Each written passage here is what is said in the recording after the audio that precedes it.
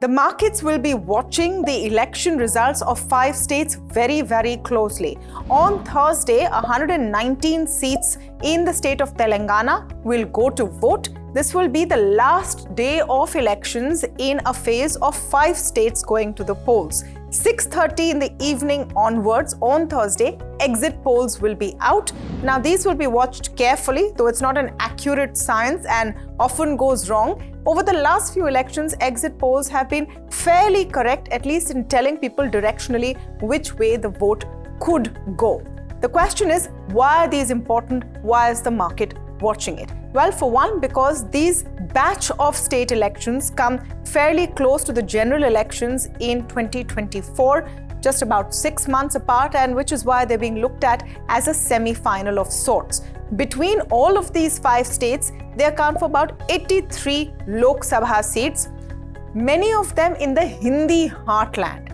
That is also why this election becomes important. The question, though, is in the long term, how much do election results impact the markets and how have markets responded? So we've pulled up some historical data over here for you to give a sense, and we've gone far back as 2003. That is the semi-final election before 2004 general elections. We've started with this kind of a pattern where you have a semi-final of sorts, the last batch of elections in states before a general assembly. So let's start with 2003, where the BJP won in Madhya Pradesh, Chhattisgarh and Rajasthan.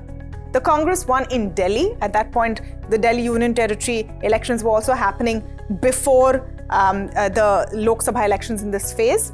At that point, the Nifty on day of results rose just a little less than 0.5%. The Sensex was completely flat. December 4th was the election result. But in the following month, the Nifty rose nearly 17% and the Sensex rose 16% in the month after. On counting day of 2008, so skip one cycle forward and I'm going back to the pre-general election batch of semi-final elections. Congress wins in Delhi, Rajasthan, BJP wins in Madhya Pradesh, Chhattisgarh, so a split over there in that sense. The Nifty on that day rises 2.5%, the Sensex is up 2%, and between December 8th and January 9th, the Nifty is up 5%, the Sensex is 4.5%. What this is telling us is that markets like continuity. In that batch of elections, UPA was in power and these semi-finals signaled a continuity. In 2013, the BJP won Madhya Pradesh, Chhattisgarh, Rajasthan and was the single largest party in Delhi. The Nifty on that day of counting day was up 1.5% odd. The Sensex also up 1.5% odd.